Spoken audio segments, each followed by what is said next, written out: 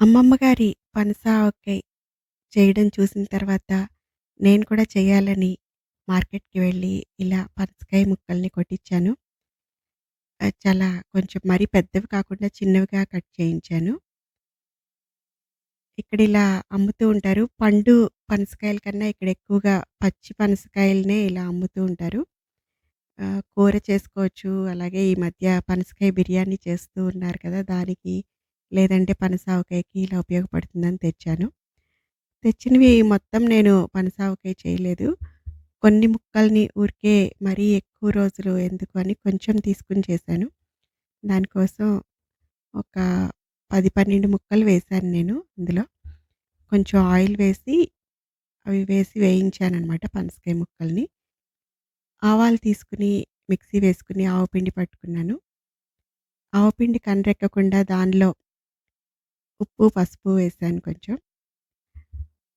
ఈ పనసకాయ ముక్కలు కొంచెం వేగిపోయాయి. మరీ ఎక్కువగా వేగక్కర్లేదు. 2 నిమిషాలు వేగితే చాలు. ఉప్పు, పసుపు, కారం చల్లారిన తర్వాత వేశాను.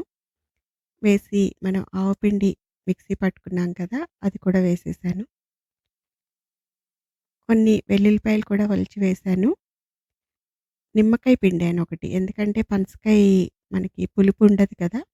దానికోసం నేను నిమ్మకాయ కూడా పిండాను. మనం కావాలంటే ఒక 2 నిమ్మకాయలు కూడా పిండుకోవచ్చు. ఎందుకంటే ఓటెక్కువ రాదు కదా! ఆయిల్ బాగా ఎక్కువ పడుతూ ఉంది. నిమ్మకాయలు ఒక 2 పిండుకుంటే కూడా ఆ జ్యూస్ తోటి కొంచెం కలుస్తుంది. ఆయిల్ అప్పుడు మరీ అంత ఎక్కువ పట్టదు.